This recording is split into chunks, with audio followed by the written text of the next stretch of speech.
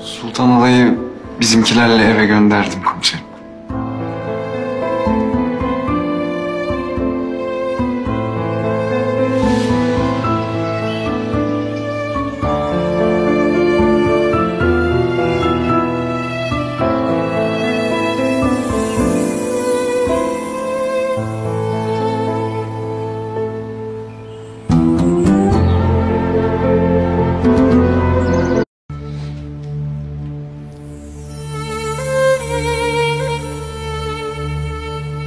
Evet demişti. Sarıldım Fırat. Sarıldığımda hissettim nasıl heyecanlı olduğunu.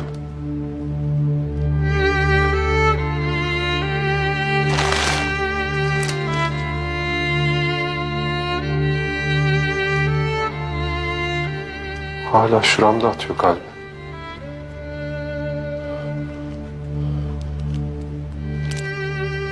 Ama şimdi atmıyor. Durdu.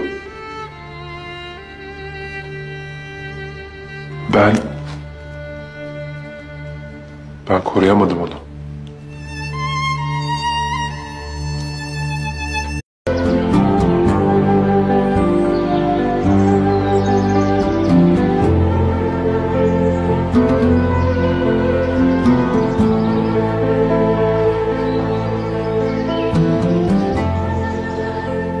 İyi ki varsın başımın tatlı belası.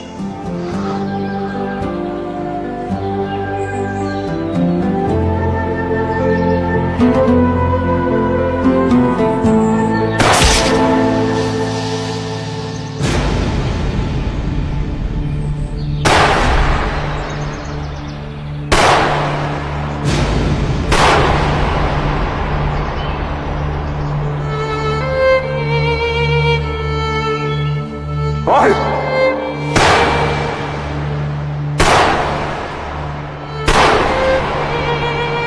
Komiserim.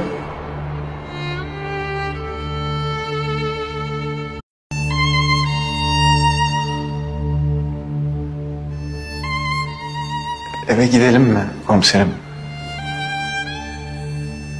Çıkalım mı biz de? Ha? Hangi? O yoksa benim açacak bir kapım yok.